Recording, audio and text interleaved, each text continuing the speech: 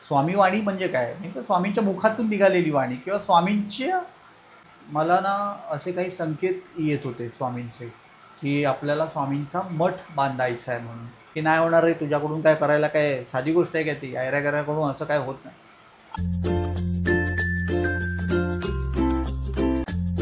नमस्कार मित्रांनो, तुम्हा सर्वांना श्री स्वामी समर्थ बोल बाबा ह्या पॉडकास्ट चॅनलमध्ये तुमच्या सगळ्यांचं स्वागत आहे. आणि तुम्ही भाग 1 बघितला नसेल तर नक्कीच बघा, कारण हा पार्ट 2 आहे आणि कंटिन्यू करण्यासाठी पुन्हा आपल्याबरोबर आहे श्री दादा आणि दादाचा भाऊ आहे. तर दादा आपण कंटिन्यू करूया. हो, तर हे जे काही सर्व मठाची सुरुवात करायचा म्हणजे जो काही दिवस ठरला किंवा जो मनात विचार आला की हे मी घरी सांगावं आता मनात काय चाललं आहे, तो दिवस होता गुरुपौर्णिमेचा. गुरुपौर्णिमेच्या दिवशी मी माझ्या घरच्यांना बसवलं, भाईंना, आईला, बहिणीला आणि भाऊ, आम्ही 5 जणच बसलो. पण तेव्हाही कोविड काळ सुरूच होता आणि त्यावेळेस गुरुपौर्णिमा आम्ही फार मोठ्या प्रमाणात वगैरे अशी केलीच नव्हती. जस्ट घरगुती असं पूजा अर्चा आम्ही केली.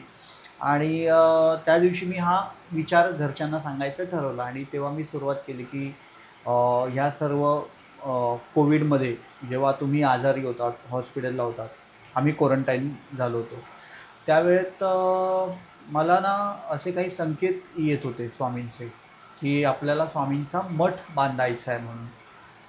तर ह्याच्या आधीची एक गोष्ट माझी सांगायची राहिली की जेव्हा मी क्वारंटाईन करून जेव्हा घरी आलो ना, घरी आल्यानंतर मी असं सहज विचार करत होतो की मठ करायचा, मठ म्हणजे विचार तेच असायचे, मठ करायचा आहे. आता म्हणतात ना की एक ध्येय स्वामींनी दिलंच होतं की मठाचं, तर अन्य विचार येतच नव्हते मनामध्ये. आणि त्या काळामध्ये भाई हॉस्पिटलला होते ज्यावेळेस मी घरी होतो आणि आमचं टेरेस मोठं आहे. तर टेरेसवर मी असा विचार करत फेऱ्या मारतो आहे आणि फेऱ्या मारत असताना माझे एक काका आहेत शशिकांत खंडागळे म्हणून. हा विचार होता मठ स्थापन करायचा, मठ स्थापन करायचा, to be not to be, करायचं तर नक्कीच आहे, पण काय करतो आहे मी, हे सगळं होईल ना, किंवा मनात शंका कुशंका. ऑब्व्हियसली माणूस म्हणताना काही विचार असं नाही की 100% पॉझिटिव्ह, एखाद दुसरा टक्का नेगेटिव्ह विचार येऊ शकतो, होतं आहे ते होईल ना, होईल ना किंवा काय. ठीक आहे, स्वामींनी ₹1 दिला होता, पैशांची चिंता करून वगैरे, पण अजून म्हणजे म्हणतात ना मनात विचार चालू होते, मठ करायचा आहे, मठ करायचं आहे, ते काय विचार माझा पाठलाग सोडत नव्हते. आणि अशा क्षणाला मला आमच्या शशिकांत खंडागळे म्हणून काकाचे आहेत, त्यांचा मला कॉल आला. आणि मला त्यांचा दिवसातून 2 वेळा कॉल तसाही येत होताच, की बाबा भाईंची तब्येत आता कशी आहे, भाईंची तब्येत कशी आहे, हे त्यांचं विचारपूस असायची. हां काका, आजचे अपडेट मी त्यांना डेली द्यायचो की हां काका बरे आहेत, आता डॉक्टर असं म्हणाले, डॉक्टर तसे म्हणाले, ऑक्सिजन लेवल ही आहे वगैरे वगैरे, हे सगळं आमचं बोलणं असायचं. त्या दिवशी त्यांचा जेव्हा मला फोन आला ना, तेव्हा मला माहिती नाही, त्यांनी मला असं अचानक बोलून गेले, म्हणजे इतर गोष्टी काही बोलले नाही नेहमीप्रमाणे माझ्याशी. त्या दिवशी मला अचानक म्हणाले की अरे तुम्ही काही काळजी करू नका, तुम्ही जे काय करणार आहात किंवा जे काय होतं आहे ना, ते भव्य दिव्य काहीतरी होणार आहे आपल्याकडून. मी म्हटलं आजपर्यंत मठाचे जे काही विचार आले होते, मी ना सुदर्शनशी शेअर केले, ना मम्मीशी, ना कोणाशी, ना मी काकांशी शेअर केलं. मग त्यांना कसं कळलं की माझ्या हातून काहीतरी भव्य दिव्य करायचे किंवा काहीतरी होणार आहे किंवा काय.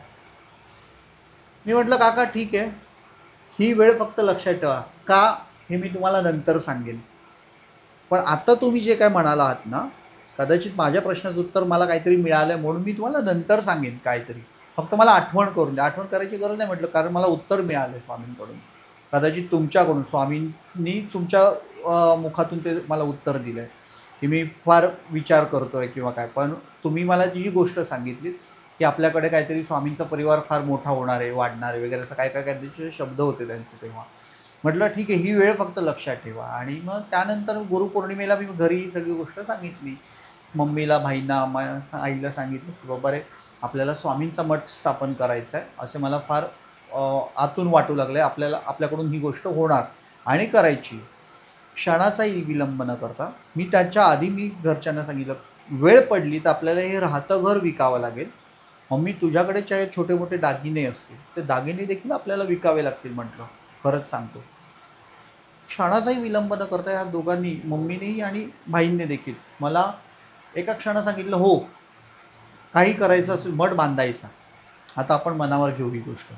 आणि तेव्हा मला बाईंनी सांगितलं, ज्या काळात तुला हे असे विचार येत होते त्याच काळामध्ये मी स्वामींशी म्हणजे स्वामींना मी सांगितलं. बाईंचं असं म्हणणं आहे नेहमी, स्वामींशी मी बोलतो, स्वामींशी मी कधीही बोलतो, स्वामी माझ्याशी कधी बोलत नाही, मी स्वामींशी कधीही बोलतो असं. तर हे सगळं जे काही दिलं आहे ते स्वामींनीच दिलं आहे आपल्याला, त्यामुळे हे आपलं काहीच नाही आहे, त्यांच्यासाठीच हे सगळं वापरूयात असं म्हणून आम्ही तो निर्णय केला मठ बांधायचा. आता हे सगळं झाल्यानंतर म्हटलं सुरुवात तर करावी लागेल. सुरुवात करत करत करत आम्हाला असं वाटलं आम्ही अक्कलकोटला जावं. नाही, अक्कलकोट नाही, एवढे हां राईट. तर असं सगळं होत असताना आपलं जे जुनं मंदिर आहे हनुमंताचं, तिकडे थोडं म्हणजे कोविड काळामध्ये थोडंसं दुर्लक्ष झालंच होतं, कारण येणं जाणं कमी झालं, कारण रोड पूर्ण रिकामे, कोणाला अलाउड नव्हतं. तर आम्ही तिथे थोडंसं जाणं येणं कमी झालं होतं.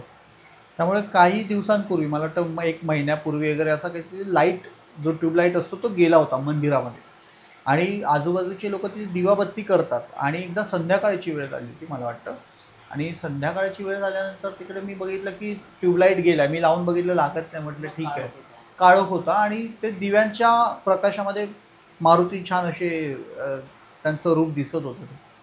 आणि हे बघत असताना मी म्हटलं ठीक आहे, बदलेन लाईट विकत आणेन आणि लावून टाकेन. म्हणून याला मी म्हटलं होतं की आपण बाबा रे, पहिले एक ट्यूबलाईट आण आणि बदलून टाकू. असं करत करत काही दिवस परत गेले आणि आमच्याकडून तो थोडंसं राहून गेली ती गोष्ट. व्हॉट्सॲपला माझा ग्रुप आहे स्वामी समर्थ परिवार नावाने.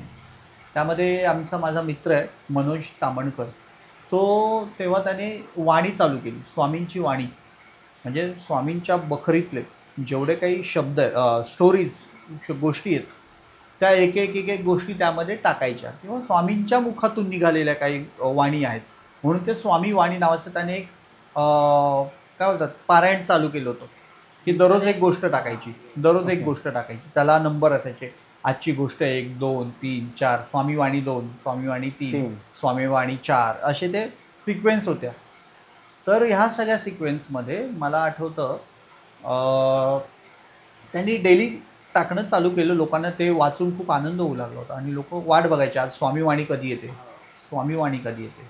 स्वामीवाणी म्हणजे काय, म्हणजे स्वामींच्या मुखातून निघालेली वाणी किंवा स्वामींच्या गोष्टी, त्या म्हणजे त्या रिलेटेड सगळ्या गोष्टी. तर मी जेव्हा आलो परत घरी आणि पुन्हा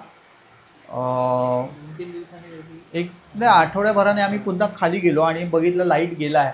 अरे म्हटलं किती दिवस आपण एवढ्या छोट्या कामासाठी लावलेत, एक लाईट आणून फक्त लावायचं, लावून टाकू. म्हणून आम्ही वरती गेलो, संध्याकाळ झाली होती 7-8च्या दरम्यान, आणि वरती गेलो आणि व्हॉट्सॲपचा ऑन केलं. त्यांनी एक वेळ ठरवली होती, संध्याकाळच्या वेळेत 6-7 जसं त्याला वेळ मिळेल तसं तो ती वाणी पोस्ट करायचा ग्रुपमध्ये.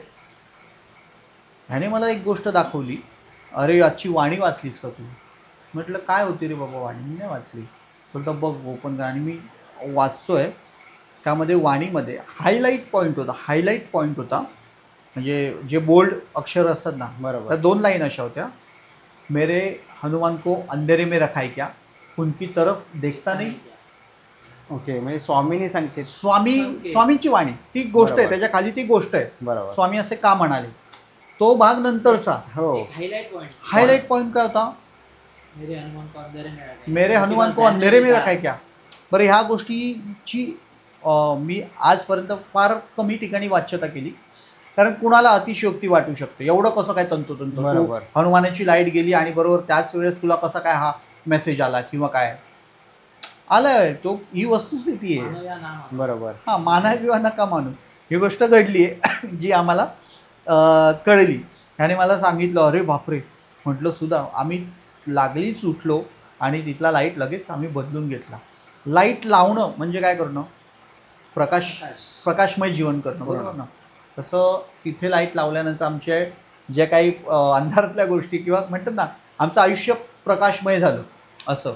तेव्हा तिथे कळलं, मेरे हनुमान को अंधेरे में रखाय क्या, उनकी तरफ देखता नहीं.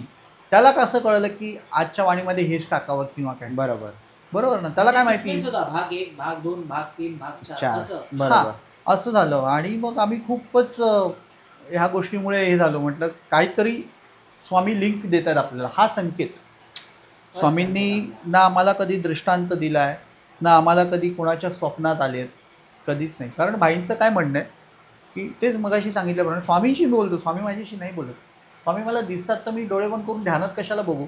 स्वामी मला छान दिसत आहेत, मला छान समोर दिसत आहेत, तर मी त्यांना ध्यानात कशाला बघू किंवा काय. त्यामुळे हे जे मी काय सांगत होतो आता, हनुमानाची हां हनुमानाचं, वाणी. हां तर ती वाणी तितकी सत्य होती. स्वामी आम्हाला साक्षात येऊन सांगणार नव्हते, कोणाच्या रूप म्हणजे म्हणतात ना दृष्टांत देऊन सांगत नव्हते, पण ह्या वाणीच्या माध्यमातून स्वामी आम्हाला त्या गोष्टी वेळोवेळी सांगत होते. बरोबर त्याच वाणी कशा येत होत्या, काय येत होत्या, म्हणजे सगळं अजब आहे ह्या सगळ्या गोष्टी. आणि माझाही ह्या गोष्टींवर पूर्ण विश्वास आहे. स्वामी अशाच माध्यमातून येतात आणि काहीतरी आपल्याला संकेत देऊन जातात. तो आपल्याला ओळखायला शिकला पाहिजे. बरोबर. आता त्यावेळेस मी पाहिलंच नसतं की ह्याने पाहिलंच नसतं तर मला कळलंच नसतं की काय आहे किंवा स्वामींची वाणी काय. मी वाचली, ठीक आहे म्हटलं चल काहीतरी आहे. त्यानंतर मग असे एक एक एक एक एक एक संकेत येऊ लागले. मग आम्ही म्हटलं ठीक आहे, आपल्याला अक्कलकोटला जाण्याआधी आपण पहिलं शिष्याकडे जाऊ, नंतर गुरुकडे. म्हणजे शिष्य म्हणजे कोण, धनकवडीचे शंकर महाराज. बापरे, ते तर प्रस्त म्हणजे फार अनोखं आहे. आमचं त्यांच्यावर प्रचंड म्हणतात ना घरच्या व्यक्तीवर कसं प्रेम असतं, तसं ते शंकर महाराजांचं आणि आमचं नातं आहे की बापरे. भाई लहान असतानापासून तिथे अनुष्ठान करतात. आणि जेव्हा धनकवडीमध्ये म्हणजे शंकर बाबा महाराज हे पुण्यातल्या लोकांना देखील माहिती नव्हते. आलं का लक्षात? शंकर महाराज कोण हे माहिती नसायचे. आज मला एका गोष्टीचा अभिमान वाटतो, भाईंनी अखंड महाराष्ट्रात, मुंबई, संपूर्ण ठिकाणी जाऊन अनुष्ठान केलेलं आहे. ही फार मोठी सेवा आहे त्यांची की ठिकठिकाणी जाऊन अनुष्ठान करणं. मला वाटतं ठाण्याचं कॉपिनेश्वर म्हणजे लहानपणी जाऊन निर्मळचं ते शंकराचार्य तिथे जाऊन त्यांनी माझ्याकडे ते पुरावे आहेत, त्यांनी तरुण वयात तिथे जाऊन केलेले ते फोटो. एक भाईंकडे फोटोग्राफर यायचे, ते तिथे जाऊन अनुष्ठान करताना त्यांनी फोटो काढले होते भाईंचे. ते त्यामुळे तरी आम्हाला कळलं की निर्मळचे फोटो आहेत. तिथे जाऊन भाईंनी अनुष्ठान केलेलं आहे. असं बरं सिद्धिविनायक मंदिरात भाईंनी अनुष्ठान केलं. त्यावेळेस सिद्धिविनायक मंदिर देखील प्रसिद्ध नव्हतं फार. त्यांच्या लहानपणीची गोष्ट सांगतोय मी, बालपणीची. आणि शंकर महाराजांच्या मठात जेव्हा ते जायचे, माझ्या भाईंची मला वाटतं भाची ती धनकवडीत राहायची आणि तिच्याकडे गेले की भाई मला वाटतं ते धनकवडीत जाऊन तिच्या घरी न थांबता शंकर महाराज मठामध्ये अनुष्ठान करत बसायचे. आणि ते तिथे म्हणायचे की जसं जसं म्हणायचे ना की महाराज हे एवढं छान स्थान आहे तुमचं, रोड टच माहिती आहे शंकर महाराजांचं, तर हे असं व्हावं, हे तसं व्हावं. आणि स्वामी कृपेने आत्ता जे मठाचं स्वरूप आहे की त्यांनी त्या काळी तिथे स्वामी महाराजांना सांगितलं होतं, महाराज की तुम्हाला हे असं स्वरूपात तिथे व्हायला हवं. आणि असंच्या असं ते आता घडलेलं आहे शंकर महाराजांचं मठ. कधी भाईंना वाटलं की महाराज तुमच्या गळ्यातला हार किती सुंदर आहे, मग भाईंना तो सोन्याचा हार एकाने त्यावेळेस दिला होता. बरोबर. मागायचं नाही, कारण त्यांना सगळं माहिती काय. भाईंचं तेच म्हणणं आहे, सोनं काय चांदी काय आणि इतर कोणतं धातू महत्त्वच नाही आहे. त्यांनी भावनेला खूप जास्त महत्त्व दिलं, भक्तीपेक्षा भावना. त्यांचं म्हणणंच असं आहे की भक्ती करा किंवा तुमचं भविष्य बदलेल. मनात भाव ठेवा, भक्तीपेक्षा भाव श्रेष्ठ आहे. त्यामुळे तुम्ही कोणतीही गोष्ट करताना मनात भाव ठेवा. आणि जेव्हा जेव्हा शंकर महाराजांशी ते असं बोलायचे, म्हणजे परत सांगतो ते स्वामींशी बोलतात, ते सगळ्यांशी बोलतात, पण कोणता देव भाईंशी बोलत नाही. ती अंधश्रद्धा असं त्यांचं ते मत आहे. याचा अर्थ सगळीकडे अशा गोष्टी होतात, त्यांचा तो अभ्यास आहे अध्यात्म विषयावर. सो त्यामुळे कसं होतं की जे जे ते त्यावेळेस बोलत गेले तसं तसं आज मठ, शंकर महाराजांचा मठ तसाच्या तसा झालेला आहे. आज मला वाटतं अखंड पुणे काय, अखंड महाराष्ट्रातून, अखंड भारतातून लोक धनकवडीला शंकर महाराजांच्या मठात जातात. सो ह्या गोष्टी मी भाग्यवान आहे की लहानपणापासून मला शंकर महाराज माहिती आहेत, अनेक साधू संत माहिती आहेत. भाईंमुळे त्या गोष्टी कळत. काही वेळेला आम्हाला पुस्तकं वाचायची असतात पण तेवढा वेळ नसतो, पण भाई एखादा त्या पुस्तकातला काही सार असेल, महत्त्वाचा काही पॉईंट असेल तो आम्हाला वाचून दाखवतो, सांगतात. किंवा पुस्तकाच्या पलीकडे भाईंकडे ज्ञान आहे ते आम्हाला नेहमी ते देत असतात एक, आणि ते आम्ही ग्रहण करत असतो, असं आहे. सो तो हनुमंताचा संकेत आला. त्याच्यानंतर मग असे एक एक एक एक संकेत येऊ लागले. मग आम्हाला वाटलं की आपल्याला पहिलं पुण्यात धनकवडीला जावं लागेल. की ते शंकर महाराजांना आपण विनंती करू, बाबा रे तुमच्या गुरूंचं स्थान करतोय, आम्हाला सक्षम करा आणि आमच्याकडून ते करून घ्या. आम्हाला माहिती आहे आम्ही पात्र नाही आहे. आलं का लक्षात? आणि असं करत करत शेवटी मग मी आणि आमचे ते देवरुखकर काका म्हणून आहेत, माझ्या घरातलीच व्यक्ती ती. तर आम्ही तिघेजण म्हटलं जाऊयात आणि गेलो. मला वाटतं कोविड काळामध्ये काही तिथे हे होते, निर्बंध होते. 7 वाजता काहीतरी आरती वगैरे होणार होती आणि 7 वाजता गेट उघडला आणि आम्ही दर्शन घेतलं. आणि जसं मी तुझ्याशी बोलतो तशाच प्रकारे काकांनी त्यांना गारण घातलं की बाबा रे आम्ही तुमचीच लेकरं आहोत, हे काय जे मठाचं आम्हाला स्वामी संकेत देत आहेत, तुमच्या गुरूंचं स्थान करायचं, आम्हाला आमच्याकडून करून घ्या, कुठलीही कमी आमच्यामध्ये ठेवू नका, या सगळ्या गोष्टी. असं सगळं बोलता बोलता मला वाटतं 7, 10, 7:15च्या दरम्यान तिथे आम्ही बोलतो आहे महाराजांशी आणि आम्ही निघालो. आलं काय? तिथून निघालो, दर्शन वगैरे केलं, खूप छान वाटलं, खूप प्रसन्न अंतःकरण करून आम्ही तिथून निघालो. म्हणजे खूप छान वाटलं आम्हाला, पॉझिटिव्ह एकदम. आणि निघालो, कारण बाबांचं दर्शन झाल्यावर तिथे माणूस कोणी गेलं नसेल ना तर अवश्य शंकर महाराजांच्या मठात जा. तिथे काय एनर्जी आहे, साक्षात ते तिथे आहेतच. माझं तर पूर्णपणे म्हणतात ना की 100% मी सांगतो महाराज तिकडे आहेत. आणि तिथून आम्ही दर्शन घेऊन निघालो शंकर महाराजांचं. बोलल्या बोलल्या आम्हाला लगेच प्रचिती, गाडीत बसलो नाही तर ह्याने मेसेज वाचला. शिवमदादा बोलतो आजचा मेसेज वाच. म्हटलं काय रे बाबा? बघितला, वाचल्यानंतर मी जेव्हा मोठ्याने बोलून दाखवलं, आम्ही तिघे पण रडतोय, डोळ्यात पाणी येतंय. तो मेसेज असा होता, हायलाईट पॉईंट, हे एक सिद्धप्रिय स्थान आहे, इथे आलेल्या सर्व भाविकांच्या भक्तांच्या मनोकामना पूर्ण होतात.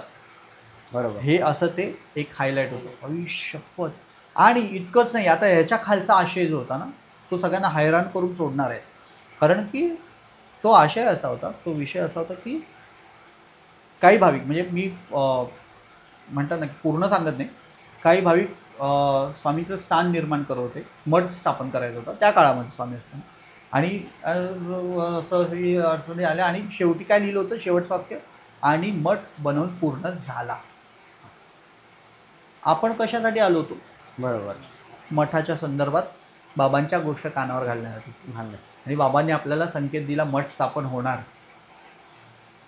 अजून काय हवं होतं मला? जर इतक्या प्रचंड सोबतीने माझ्या साथ आहे मला शंकर महाराजांची म्हणा किंवा स्वामींची म्हणा, तर मला काय घाबरायचं कारणच नव्हतं मुळात. मी नुसतं विचार करतोय, नियोजन आहे ऑलरेडी त्यांचं. बरोबर. नियोजन त्याच्यावरती चालायचं आहे. हां, मी उगाच आपलं अरे हे कसं होणार, ते कसं होणार, हे कसं, पैसे कसे येणार, जागा कुठे मिळणार, ह्या सगळ्या गोष्टींच्या म्हणतात ना भौतिक गोष्टींच्या मागे लागलो होतो. पण त्यांचं नियोजन हे आधीच ठरलेलं होतं, हे निश्चित आहे. आणि मग त्यानंतर म्हटलं चला, इथे आल्यानंतर मला वाटतं मग आपण अक्कलकोटला जायचं प्लॅन करत होतो की चला आता शंकर महाराजांचं दर्शन घेतलं, आता हेडक्वार्टरला जाऊ, स्वामींना आपण तिथे दंडवत घालू, काय असेल नसेल स्वामी बस करून घ्या आमच्या हातून, बाकी आम्हाला काय माहिती नाही. म्हणून आम्ही पूर्ण परिवार, आमचा स्वामी परिवार अक्कलकोटला जाण्याचं ठरलं. बरं, ह्या सगळ्या गोष्टींमध्ये मी सगळं सांगताना मला वाटतं हे पॉडकास्ट तुला पूर्ण एपिसोड 30-40 एपिसोड होतील, पण तितकं न सांगता काही हायलाईट्स पॉईंट मी तुला सांगेन की जे खरंच भावनिक आणि भावणारे जे आहेत पॉईंट्स आहेत. जसं की मग आम्ही अक्कलकोटला निघाल्यानंतर त्याच्या मधल्या काळामध्ये पण माहिती आहे ना तुला, आपण भंडारा ठेवला तर आपल्याला काहीतरी भंडाऱ्याचे संकेत चालू झाले. दररोज मला संकेत येतो. हे संकेत मी लिहून पण ठेवलेले आहेत. हां, हे संकेत मी लिहून पण ठेवलेले आहेत. म्हणजे काही वेळेला आपल्याला विसर पडतो, काही वेळेला मी त्याचे स्क्रीनशॉटही काढून ठेवलेले आहेत. सो माझ्याकडे ते सगळे आहेत. आलं का लक्षात? तर त्यानंतर एक गोष्ट घडू लागली. म्हटलं चला आता अक्कलकोटला जायचं आपल्याला. अक्कलकोटला जाण्यासाठी आम्ही सगळ्यांनी तयारी केली. माझे तिथे ओळखीचे महाराज आहेत, त्यांना पण आपण म्हटलं आम्हाला अभिषेक पूजा वगैरे करायची. तर म्हणजे ठीक आहे चालेल. समाधी मठामध्ये आम्ही अक्कलकोटला पोहोचलो. अक्कलकोटला पोहोचण्याच्या आधी पण आम्हाला असे संकेत येत होते, अक्कलकोटला या, अक्कलकोट पे चलो वगैरे वगैरे असं काहीतरी. म्हटलं ठीक आहे, वेळ आली म्हटलं आणि आम्ही निघालो. अक्कलकोटला पोहोचल्यानंतर ते आम्ही संध्याकाळी म्हटलं उद्या सकाळी आपली पूजा आहे, सकाळी पहाटे. तर पहाटे इथे काय दुकानं उघडी नसणार, काय आपल्याला 5 फळं किंवा काही मिठाई वगैरे घ्यायची म्हणताना. तर आम्ही म्हटलं चल संध्याकाळ झाली, अक्कलकोटला पोहोचलो होतो, दर्शन वगैरे झालं. म्हटलं उद्याच्या पूजेसाठी लागणारं साहित्य आपण आता घेऊ, म्हणून आम्ही एस टी स्टँडला गेलो. आता म्हटलं एस टी स्टँड इथं आहे आणि इथे समाधी मंदिर आहे स्वामींचं, तर चला जाऊन वरच्यावरूनचं दर्शन घेऊन येऊ. म्हणून मी आमचे ते देवरुखकर काका, खंडागळे काका, आम्ही तिघेजण गेलो आणि सगळं साहित्य वगैरे घेतलंच होतं आणि दर्शन घेतलं स्वामींचं. तर तेवढं तिथे ते आमचे माझे अजून एक ओळखीचे गुरुजी आहेत, अनुप गुरुजी म्हणून आहेत, अनुप पुजारी म्हणून.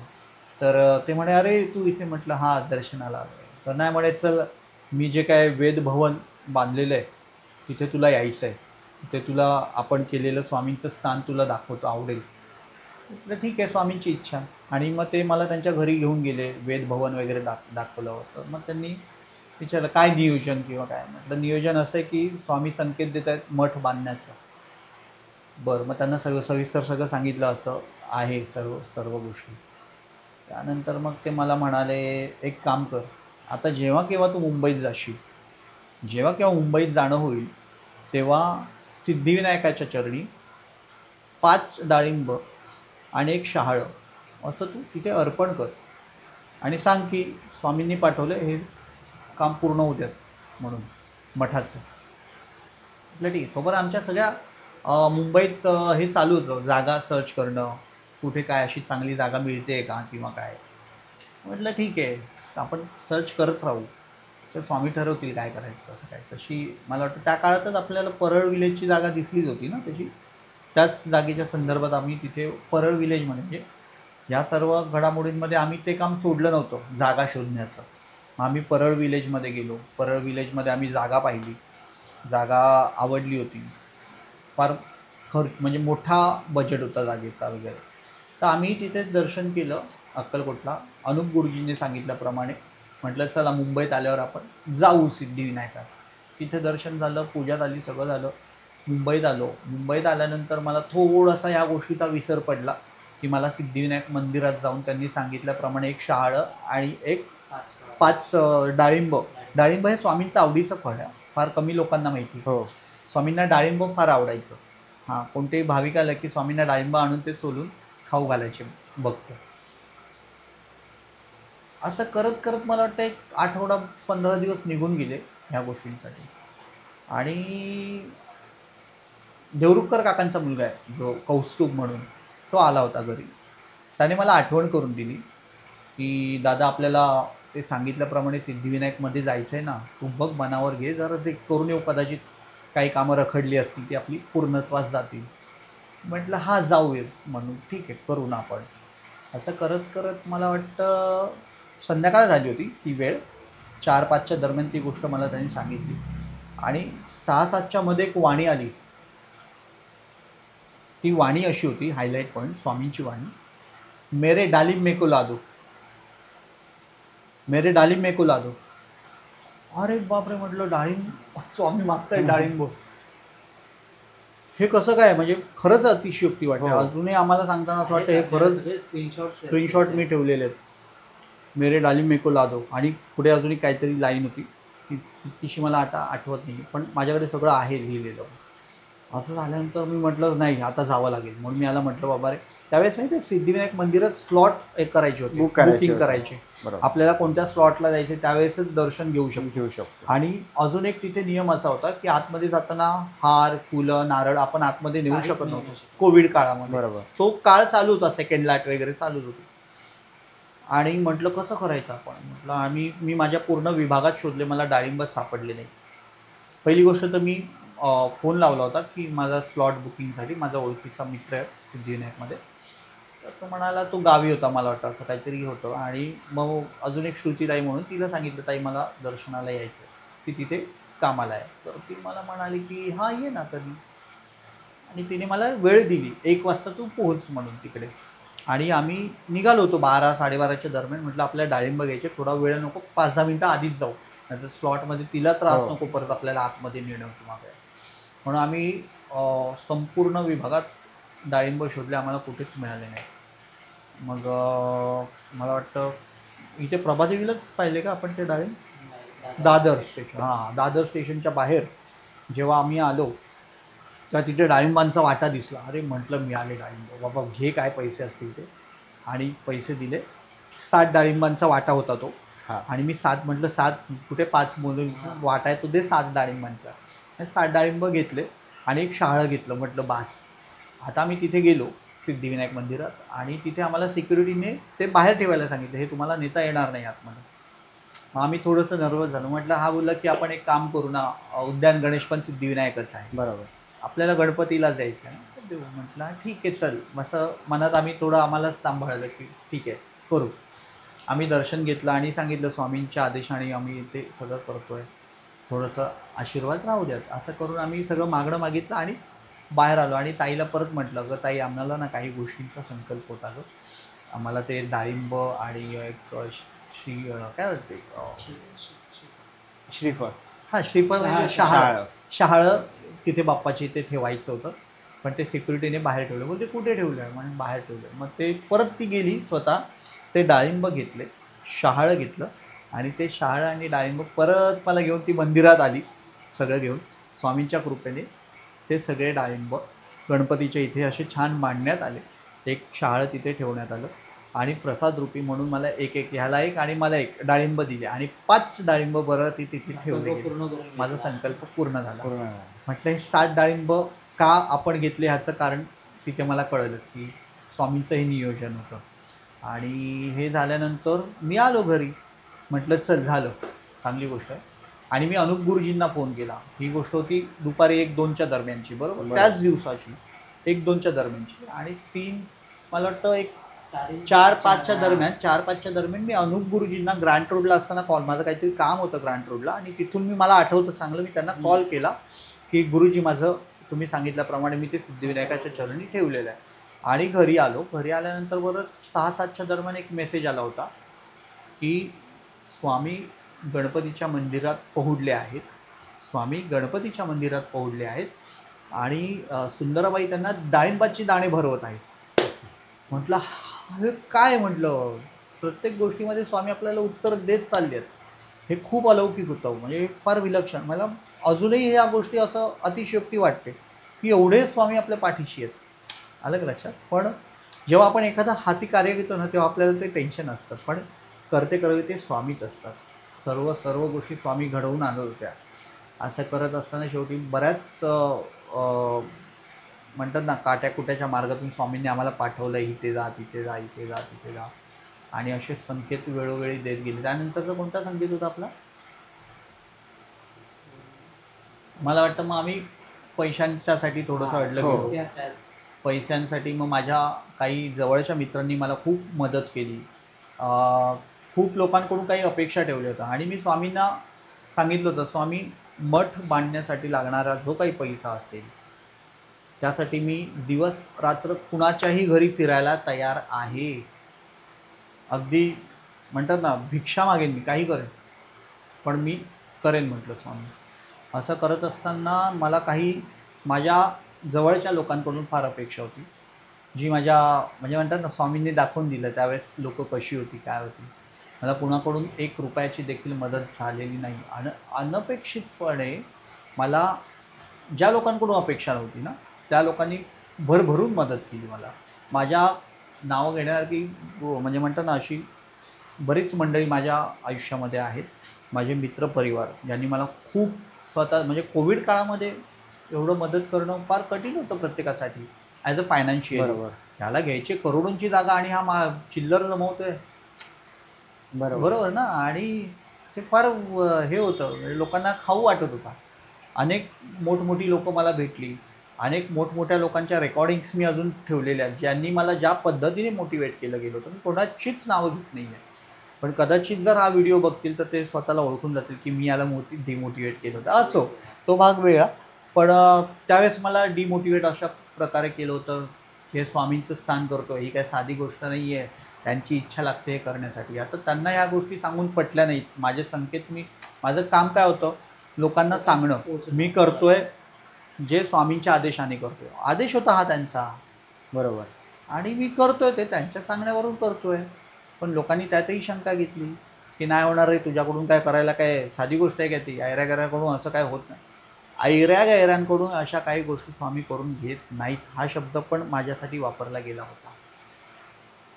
मला स्वतःच्या मला विश्वास होता माझ्या श्रद्धेवर, माझ्या भक्तीवर. माझ्या भक्तीवर विश्वास असण्यापेक्षा माझ्या पाठीशी स्वामी वगैरे तर ठीक आहे, मी त्यांना पण भाईंनी केलेली जी काही सेवा होती त्या गोष्टीवर जास्त विश्वास. त्यांना स्वामींना देणंच आहे. मला नाही दिलं तरी मला काही वाटणार नाही, कारण माझी तेवढी सेवा नाही, माझी तेवढी भक्ती नाही आहे किंवा तेवढी निष्ठा जेवढी माझ्या वडिलांची आहे, जेवढी सेवा आहे, तर त्यांना ती देणंच आहे स्वामींना. आलं का लक्षात? त्यामुळे अशा काही लोकांना त्या गोष्टीची कल्पना नव्हती.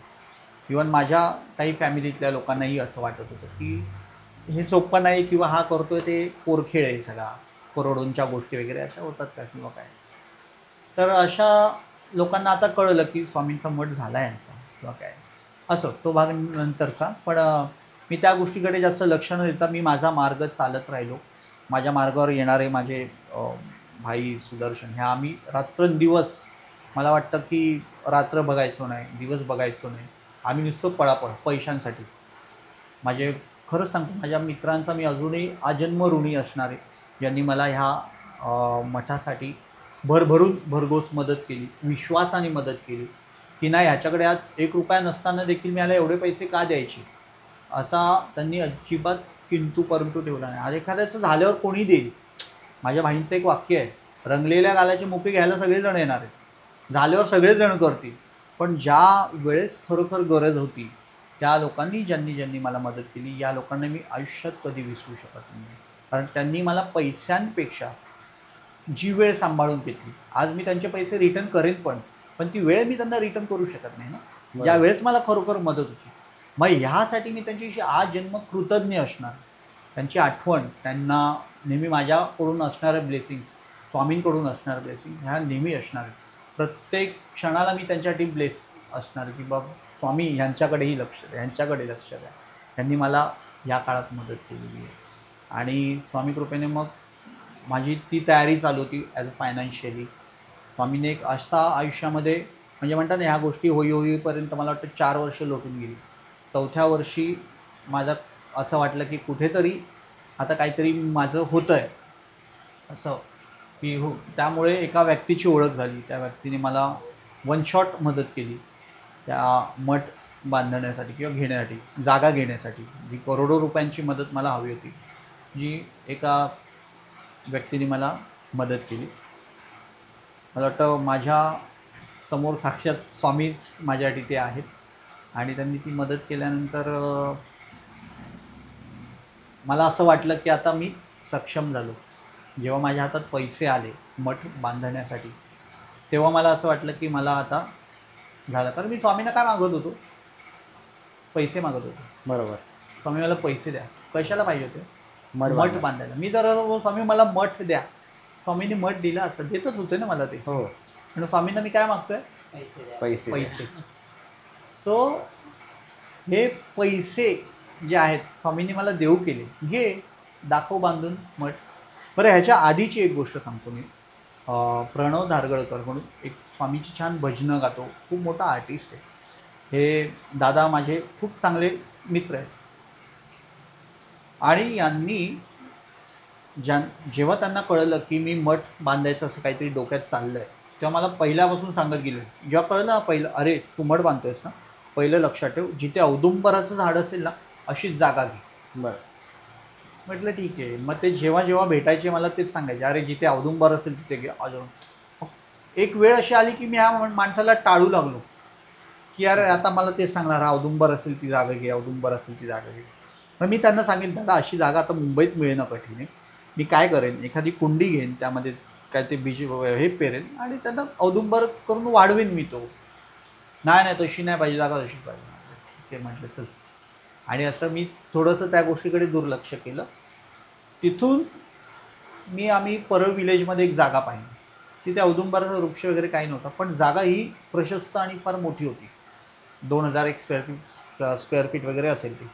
आणि इथे माझी जी संकल्पना होती ती तिथे मला उतरवायला छान संधी होती.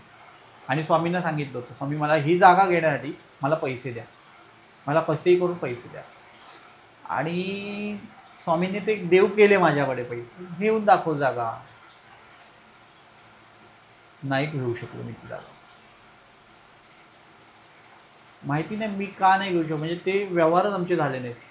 म्हणजे अगदी कागदपत्र बनले, सगळं काही आमच्या वकिलाकडे सगळे पेपर्स झाले, सबमिट केले सगळे, आणि ती जागाच झाली नाही. म्हटले स्वामीची काहीतरी इच्छा असेल, म्हटलं काहीतरी. मी थोडा खरं बघायला गेलं नर्वस झालो त्यावेळेस, की इतकी मोठी जागा सोडावी लागते मला, पैसे असून काय कारणच कळत नाही आहे. ठीक आहे म्हटलं, मी सोडून दिला विषय. आणि सेकंड टाईम म्हटलं ठीक आहे, थोडा वेळ गेला त्या जागा हे करण्यासाठी. त्याच्याच पुढे परळ विलेजला तितकीच मोठी, त्याच्यापेक्षा प्रशस्त जागा मला तिथे दिसली, आणि ती जागा घ्यायचं आमचं ठरलं. व्यवहार झाले, जे होते ते पैसे मी देऊ केले समोरच्या मालकाला, की घ्या हे पैसे. आणि मालक ॲक्च्युली विकायला तयार नव्हता. आम्ही त्या मालकाच्या, कारण काय होतं ते खंडर आहे, आणि त्या कंपनीमध्ये, ती कंपनी होती पूर्वी, त्या जो मालक होता तोच मालक आता सध्या 60-70 वयाचा असेल. त्याच्या वडिलांनी तिथे काम केलेलं आहे, म्हणजे ती शून्यातून उभारलेली जागा आहे. आणि ते होते गजानन महाराजांचे भक्त. आणि आम्ही त्यांना खूप गळ घातली की नाही, आम्हाला ही जागा तुम्ही विका. जर तुम्ही गजानन महाराजांचं इतकं करताय तर मला असं वाटतं की तुम्ही ही जागा द्यायला हवी स्वामींच्या मठासाठी, आणि कायमस्वरूपी राहणार आपल्याकडे. तुमचं एक वडिलांचं तिथे नाव राहील. तर मी त्यांना खूप गळ घातली. मला वाटतं मी ह्यांना मध्यस्थी घेतलं होतं, सचिन भाऊ वगैरे आहेत ना, त्यांचे ते चांगले मित्र होते, आणि सचिन भाऊ आमच्याशी चांगले संबंध आहेत. तर भाऊंना सांगितलं, भाऊ अशी त्यांची जागा आहे, ती जागा त्यांनी आपल्याला द्यावी, जेणेकरून आपण तिथे स्वामींचा छान असा मठ, प्रशस्त असा मठ बांधू शकू. भाऊंनी खूप चांगल्या प्रकारे सपोर्ट केला, त्यांचं ब्रेनवॉश केलं. स्वामी कृपेने ते आपल्या बजेटमध्ये किंवा सगळं ठरलं द्यायचं, आणि पैसे देऊ केले, सगळं झालं. कळत नाही काय, तीही जागा झाली नाही. ती जागा तिथेच आमचं ठप्प, व्यवहार झाले नाही, पूर्ण थांबले. स्वामी कृपेने ते पैसे त्यांनी आम्हाला, तो सद्ग्रस्त होता म्हणून, सज्जन माणूस होता म्हणून ते आम्हाला पैसे देऊ केले त्याने सगळे, कारण त्यांना माहिती आहे हा स्वामींचा पैसा आहे, त्यांचा पैसा नाही.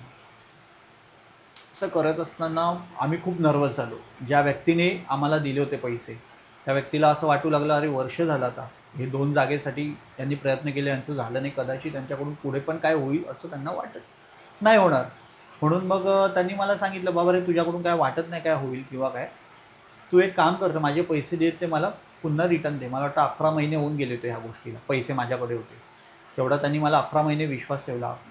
अगदी विश्वास होताच, पण कुठेतरी मनात एक शंके, म्हणजे एवढे महिने झाले होत नाही आहे, तर शंकेची पाल चुकू शकते प्रत्येकाच्या मनात. त्यांनी माझ्यावर अविश्वास दाखवला अशातला भाग नाही आहे. पण ते म्हणाले की मला पैशांची गरज आहे आता, तुला दिलेले ते काय होत नाही, ते पैसे मला आता रिटर्न दे. कदाचित स्वामी परीक्षा घेत होते माझे, आणि मी ते पैसे आहे तसे त्यांना दिले. म्हटले घ्या, चेक स्वरूपात जे काय आम्हाला जे काही झाले होते व्यवहार, त्याप्रमाणे मी त्यांना पुन्हा देऊ केले, की आता हे तुमचे.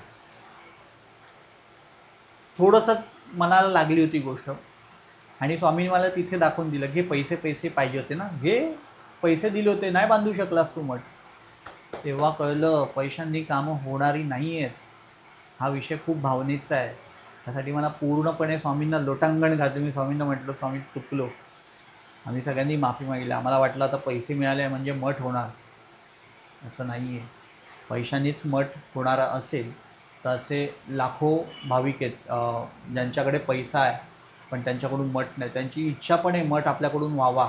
माझे खूप जवळचे एक मित्र आहेत, त्या लोकांनी पैसा गोळा केला होता, सगळं काही झालं होतं. माझे मिलिंद म्हणून माझा मित्र आहे, त्यांनी खूप प्रयत्न केले. एवढंच नाही तर त्यांच्या सासूने त्यांना जागा पण दिली होती, ही जागा घ्या फुकट, डोनेट मठासाठी. पैसे जमवले होते पण त्यांच्याकडून मठ होऊ शकला नाही. ते सरेंडर स्वामी नाही होते आमच्याकडून. त्यामुळे मला असं वाटतं की पैशांनी कामं होत नाहीत, हे स्वामींची कृपा लागते. किंवा कधीतरी आपल्याला असं कॉलर टाईट होते पैसे आल्यावर, तसं नाही झालं पाहिजे. आपण जिथे पैसा स्वामी मला पैसे हवे, स्वामी मला पैसे घे, दाखव मला करून. जिवंत उदाहरण आहे माझ्याकडे, काहीच होऊ शकलं नाही. आणि तिथे मी सरेंडर झालो स्वामींना. स्वामी चुकलं आमचं, असं नाही करायला पाहिजे होतं आम्ही. मग जेव्हा माझ्याकडून ते पैसे त्यांना दिले गेले त्याच काही दिवसात मला एक जागा दिसली आणि ती जागा मला पहिली गोष्ट तर आवडली नव्हती. एका एजंटने मला दाखवली होती. आम्ही खूप मुंबईत इतक्या जागा पाहिल्या ना की मुंबईत कुठेही गेलात ना की आमच्या दोघं भावांना ओळखायचे. अरे हा ते एजंट, हां ते 2 भावंड ना रे ते हां. मठासाठी आले होते. अरे हां ते माहिती, आम्ही पण सर्च करतोय जागेसंदर्भात, बघू आली की दाखव म्हणून. तर म्हणजे असं समजा इथे मी आता शिवडीमध्ये गेलो ना तर शिवडीने काळा चौकी यायला कॉल केला आहे तर काळा चौकी यायला बोला अरे ते 2 भावंड ना की ओळखतो आम्ही त्यांना. हां ते झालं की सांगू कुठे जागा असेल तर. अशा अनेक अनेक अनेक अनेक जागा मला वाटतं अख्खी मुंबई पालती घातली. शेवटी एका एजंटने मला आणि सुदर्शनला एके ठिकाणी नेलं, जागा दाखवली आणि तिथे ती जागा अशी पार्टिशन होती 1 2 3. त्या पार्टिशनमध्ये मी गेलो आणि ह्याला म्हटलं सुद्धा एवढी छोटी जागा, 600चं समथिंग काहीतरी हां. एरिया आहे तो, 630 600 650चा वगैरे. पण आम्ही 2000 पाहिली होती. आम्ही 2000, माझी हां. संकल्पना होती 2000 स्क्वेअर फीट कमीत कमी हवी मला. बरोबर. आणि या अर्ध्या जागेमध्ये मी कसा मठ बांधू बरोबर. असं बघून ती मला जागाच आवडली नाही. सेकंड पार्टिशनमध्ये गेलो आणि जेव्हा आम्ही थर्ड पार्टिशनमध्ये गेलो आणि विचारलं हे झाड कसलं आहे, हां. तर ते म्हणे औदुंबराचं झाड आहे. औदुंबराचं झाड आहे. तेव्हा मला आठवलं की प्रणवदादा जे म्हणत होते जी जागा बघशील ती औदुंबराचीच बघ, स्वामींची तिथे बसण्याची इच्छा आहे. डोक्याला हात मारला, अरे देवा, जी जागा मला आवडली नाही ना ती स्वामींना हवी आहे. जी जागा आमच्या दोघांना आवडली नाही आणि बरोबर. तिथे आम्ही चर्चा केली सुद्धा, मला नाही आवडली रे ही जागा, तिथे तीच जागा स्वामींना आवडली. कारण तिथे औदुंबर वृक्ष होता आणि मला स्वामी संकेत देत होते कोणाच्या रूपातून, त्या प्रणवदादांच्या मुखातून, की मला ज्या औदुंबराच्या इथे बसायचं. आणि त्या व्यक्तीला मी टाळत होतो की नाही हा आला की मला ते औदुंबराचंच बोलतो मी. आणि बरोबर इथे हा जो औदुंबर वृक्ष आहे ना हा भला मोठा, म्हणजे मला वाटतं 40-50 वर्षापूर्वीपासूनचा तो औदुंबर वृक्ष आहे. आणि त्या आवारामध्ये संपूर्ण औदुंबराचीच झाड आहे. म्हटलं सुद्धा काखेत कळसा आणि गावाला वळसा असं झालं. आणि जिथे स्वामी स्थापन सध्या मठात बघताय ना त्याच्या मागे हा भला मोठा वटवृक्ष आहे. हो. हे काय म्हणशील? म्हणजे मला एवढंच सांगायचं आहे, खूप गोष्टी आपण खूप गोष्टी ठरवतो. मला असंच हवं आहे, मला तसंच हवं आहे, मला हेच हवं आहे, मला तेच हवं आहे. बॉस तुमच्या ठरवण्याला इथे किंमतच नाही आहे. तुमचं तुम्ही ठरवलेलं असेल एवढंसं, पण स्वामींचं नियोजन असेल एवढं मोठं. आणि तेच घडलं. जी जागा मला आवडली नव्हती ना ती स्वामींना आवडली. आणि आज त्याच जागेमध्ये स्वामी जिथे स्थापन झालेत ना ती जागा, तो विभाग, तो परिसर आणि तो संपूर्ण एरिया स्वामीमय झाला आहे. आज हजारो लाखो लोक तिथे मठामध्ये येतात आणि स्वामींचरणी बोलतात तुम्ही आमच्यासाठी धावून आलात. म्हटलं यार स्वामींनी ठरवलं इथे यायचं, आपण नाही ठरवलं आहे. हजारो लोकांच्या इच्छा होत्या की आपल्या विभागात जवळ एक स्वामींचा मठ असावा आणि स्वामी त्यांच्या हाकेला धावून इथे आले, निमित्त आपण मात्र आहोत. सो हे अशा काही गोष्टी घडत गेल्या आणि ती जागा आपण फायनल केली. पण ती जागा फायनल केल्यानंतर माझ्याकडे पैसेच नव्हते. पैसेच नव्हते. मी म्हटलं मी त्याला कमिट केलं, मला जागा हवी आहे. कारण मी कुठे पॉझिटिव्ह झालो त्या जागेबद्दल, औदुंबर वृक्ष पाहिला आणि मी तिथे पॉझिटिव्ह झालो की कदाचित स्वामींना इथे बसायचं आहे. ही जागा त्यांना आवडली आणि आता खिशात तर पैसे नाही आहेत, मालकाला देऊ काय मी, असं झालं. पुन्हा म्हटलं चल आपण सरांना भेटूयात. सरांना सांगितलं सर अशी अशी गोष्ट आहे. म्हटले मी आता काही पैशांची मदत करू शकत नाही तुला. म्हटलं सर कदाचित स्वामींनी तुमच्याच हातून ही गोष्ट लिहिली असेल. मी ना इमोशनल करत आहे ना काय, पण ही माझी भावना आहे. काही वेळेला स्वामी माझ उतरवतात, आमचं उतरवलं असेल ठीक आहे. बोलले नाही सॉरी मी नाही करू शकत. म्हणून आम्ही तिथून निघालो आणि तिथून निघाल्यानंतर आम्ही जेव्हा गाडीत बसलो होतो, मी हा होता माझा एक भावासारखा एक मित्र आहे अमोल दादा म्हणून. आम्ही तिघेजण खूप नर्वस झालो. नर्वस झाल्यानंतर ऑब्व्हियसली म्हणजे जागा आहे तुमच्याकडे आणि पैसा नाही आहे, आता करणार काय म्हणता. आम्ही चिंताग्रस्त एकदम. तर समोरून ना एक ते माहिती आहे फुगे विकतात, मास्क वगैरे विकतात बरोबर. रस्त्याने. आम्ही सिग्नलला थांबलो आणि तो विकणारा एक जण आला, त्याने मास्क लावला, त्याचा चेहरा मला दिसत नाही आणि त्याने स्माइली मास्क घातला होता. तो लावून ना तो आम्हाला हसवण्याचा प्रयत्न करतोय किंवा तो आमच्यावर हसतोय, असं काहीतरी असेल ते गणित, माहिती नाही नेमकं. आपल्याला बोलता स्माईल कर. हा, आम्हाला हसवण्याचा प्रयत्न करत होता. डिस्टर्ब झालो होतो ना, म्हणजे असं सिग्नललाच थांबलेलो, निघालेलो हा आणि तिघं खूप डिस्टर्ब झालेले. तो असं असं हे केलं त्याने, स्माईल कर, तसं स्माईल विकत कर. होता आणि त्याने आम्हाला विचारलं ना, म्हणून आणि आहे ना त्याला काय माहिती, त्या मास्कवर तो असं म्हणत स्माईल करा, तिघांनी स्माईल असं काय म्हणतोय. आणि आम्ही ती लेट बुक केली हा. आणि आम्ही निघालो घरी. मला वाटतं तो जो काही दिवस होता रामनवमीच्या एक दिवस आधीचा, मला वाटतं तो शिर्डीला निघाला होतास, 2 दिवस आधीची गोष्ट. आणि आम्ही फार असं चिंताग्रस्त होतो की आता पैसे कुठून आणायचे, कसं काय करायचं. मला वाटतं ही वेळ होती 7:30-8च्या दरम्यान. मी घरी गेलो 10:30-11च्या दरम्यान. आम्ही घर छोटं असल्यामुळे आणि गरमीचे दिवस असल्यामुळे आम्ही मी टेरेसवर गेलो झोपायला. आणि माझी आई आणि मी तिथे बसलो होतो गप्पा करत असत सहजच. हा गेला होता शिर्डीला, निघाला होता ऑन द वे. नाही निघाला होतास तू ना. हा, आणि निघणार होतो, माझी इच्छाच नव्हती. म्हटलं पूर्ण माझा मूडच गेलेला. म्हटलं काय जाणार, म्हटलं जाय बाबांना, म्हटलं काय बाबा इच्छा नाही माझी यायची आता. हा, याची साईंची खूप हे. आणि दर रामनवमीला तो शिर्डीत असतो आणि ती वेळ तशी जुळून आली होती. जेवून मी निघणार होता तेवढ्यात हा आला घरी. आणि मला अचानक ज्या व्यक्तीला मी सांगून गेलो त्यांचा मला फोन आला की बाबा रे, मठाचं काम मी करतो म्हणून. म्हणजे जे काय पैशांची अडचण आहे ती काय काळजी करू नकोस, आपण करूयात. तिथल्या तिथे माझ्या डोळ्यात पाणी आलं. म्हटलं यार हे काय आहे. म्हणजे तिथून मग मी घरी गेलो, सांगितली आनंदाची बातमी. हा आनंदाने शिर्डीला गेला, आनंदाने दर्शन घेतलं वगैरे वगैरे सगळं काही. आणि स्वामी कृपेने माझी पुढची वाटचाल चालू केली मठ बांधण्यासाठी. आणि मग मठ बांधण्यासाठी आम्ही जी काय सुरुवात केली तिथे, मला त्यासाठी खूप अडीअडचणीतून जावं लागलं. मला तर एक दुनियेला ओरडून सांगेन, मी सांगतोय की मी पाकिस्तानात मठ बांधत नाही आहे ना. बरोबर. मी हिंदुस्थानात राहतो, मी हिंदुस्थानाचा एक नागरिक आहे. मला मठ बांधण्याचा, माझ्या जागेवर, मी विकत घेतलेल्या जागेवर मठ बांधण्याचा मला पूर्णपणे अधिकार आहे. मग तुम्ही रोखणारे कोण. आणि जिथे मला स्वामी संकेत देत आहेत किंवा स्वामींची जिथे इच्छा आहे बसण्याची, तर तुम्ही मला अपोज का करताय मठ बांधण्यासाठी. मला तिथे खूप त्रास झाला मठ बांधण्यासाठी. मला एक एक वीट जी काय आम्ही तिथे उभी केली मठासाठी, ती इतकी सोप्या पद्धतीने झालेली नाही आहे. मला अगदी जगाला ओरडून सांगावं लागत होतं, अरे मी पाकिस्तानात मठ बांधत नाही आहे, मी या हिंदुस्थानात राहतो आणि हिंदुस्थानात मी स्वामींचा मठ बांधतो आहे, मला रोखू नका, ही सांगण्याची वेळ मला येत होती. माझं हे खूप मला खेदजनक गोष्ट ही. असं नाही व्हायला होतं. आपण मराठी माणसांना खरंच खूप सपोर्ट केला पाहिजे. मला मराठी माणसांवर खूप प्रेम आहे, मराठी भाषेवर प्रेम आहे, महाराष्ट्रावर, सगळ्या गोष्टींवर प्रेम आहे. मला महाराष्ट्र परंपरेवर सगळ्या गोष्टींवर प्रेम आहे. इवन आपल्या सनातन धर्म, मी स्वामींना सांगितलं, स्वामी सनातन धर्मामध्ये जेवढे सण येतील ना आपल्या मठात मी साजरे करेन म्हणून. लक्षात, तेही मी करतो आहे मठामध्ये.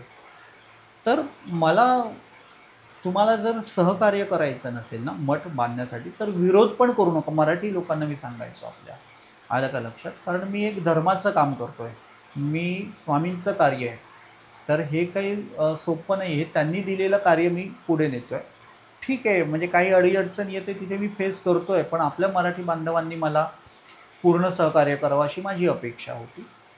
पण ठीक आहे, माझा परिवार माझ्यासोबत होते, सगळेजण होते सोबत. माझी वेळोवेळी तिथे मठ बांधताना BMCमध्ये माझ्या बऱ्याच कंप्लेंट केल्या गेल्या होत्या. पोलीस स्टेशनला कंप्लेंट जायच्या. माझे तिकडे बाउन्सर तिथे लावले गेले होते की यांनी मठ बांधू नये म्हणून. एक जरी माणसं आली तर लगेच पोलीस स्टेशनला फोन जायचा, माझी माणसं घाबरून पळून जायची काम करताना. असं करत करत दर मजल करत 8 महिने माझं बांधकाम तसंच स्थगित राहिलं होतं. पुढे जातच नव्हतं बांधकाम. म्हटलं स्वामींची काय इच्छा आहे कळत नाही बाबा मला. आणि मला पुन्हा एकदा, म्हणजे मला वारंवार सांगावं वाटतं की आपल्या मराठी बांधवांनी असं नाही केलं पाहिजे. सगळ्या या धर्मकार्यासाठी आता कोणी नाही येणार तिकडे, स्वामी बसले तिकडे. पण जेव्हा मी करत होतो ना तेव्हा एक विश्वास दाखवा मराठी माणसांवर. करतोय ना, म्हणजे शून्यातून आज इथपर्यंत आला आहे, तर यानंतरही काहीतरी होईल. तुम्ही नका त्याची कंप्लेंट करू किंवा त्याला विरोध नका करू तुम्ही त्या गोष्टींना, बरोबर ना? कारण स्वामी शक्ती कोणाला माहिती नाही आहे, ज्याला कळली त्याला कळली, अशी ती स्वामींची शक्ती आहे. आणि मी स्वामींना बोलले, स्वामी यांना माफ करा, जाऊ दे, स्वामी यांना माफ करा. अशा करत करत बऱ्याच गोष्टी घडल्या तिथे. आणि मला एक म्हणतात ना की स्वामींची वास्तू उभी करताना अनेक गोष्टींना सामोरे जावं लागलं. अजून एक गोष्ट सांगतो, जी मला विटा लागणार होत्या, सिमेंट लागणार होतं, मला खडी रेती विटी जे काय सगळं लागणार होतं, मला आवर्जून त्या व्यक्तीचं नाव घ्यावंसं वाटतं की एका जैन माणसाने मला खूप मदत केली त्यावेळेस. मला जैन किंवा धर्म किंवा ह्या गोष्टी मध्ये आणायच्या नाही आहेत. जर एखादी जैन धर्मीय व्यक्ती माझ्यावर एवढा विश्वास टाकते, तर माझी क्षुल्लक एवढी अपेक्षा असू शकत नाही की मराठी माणसाने मला ॲटलिस्ट सहकार्य नको, पण विरोध तरी नको, बरोबर ना? आणि मी धर्मकार्य करतो आहे, मी स्वामींचं कार्य करतो आहे, याचं तरी भान ठेवा. पण तसं नव्हतं. मला त्या व्यक्तीने पूर्ण मठाची बांधणी म्हणजे विटा वगैरे दिल्या.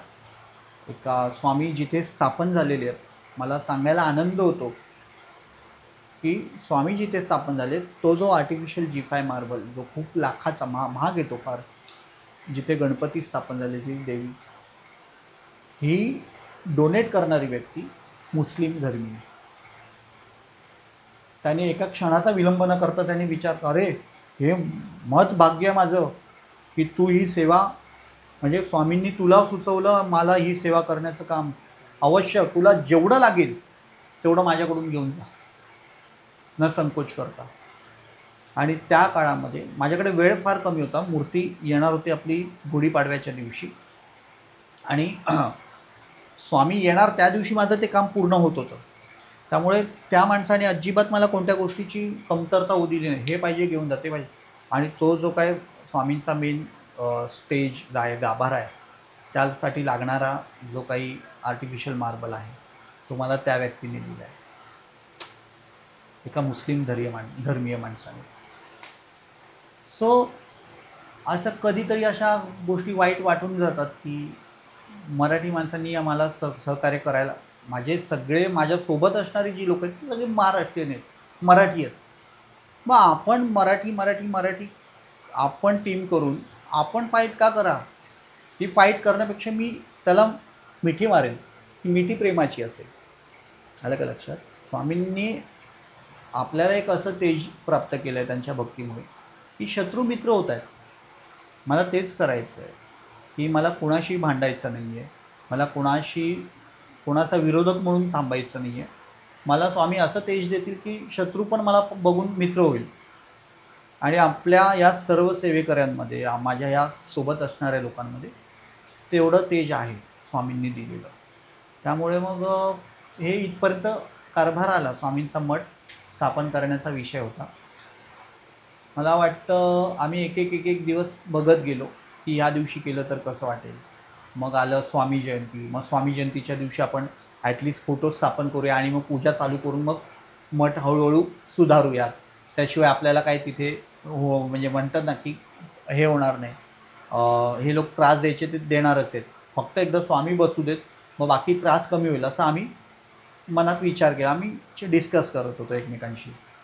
मग स्वामी जयंती गेली, गुरुपौर्णिमा झाली, एक आषाढी एकादशी आली, गणपती आले, नवरात्र आलं, दिवाळी आली, कोजागिरी पौर्णिमा आली. आम्ही कोजागिरीचा प्लॅन केला. कोजागिरी पौर्णिमेच्या दिवशी जेणेकरून आपल्या घरी स्वामी स्थापन झाले तोच दिवस आपण का पकडू नये असा आम्ही विचार केला. पण म्हटलं ठीक आहे.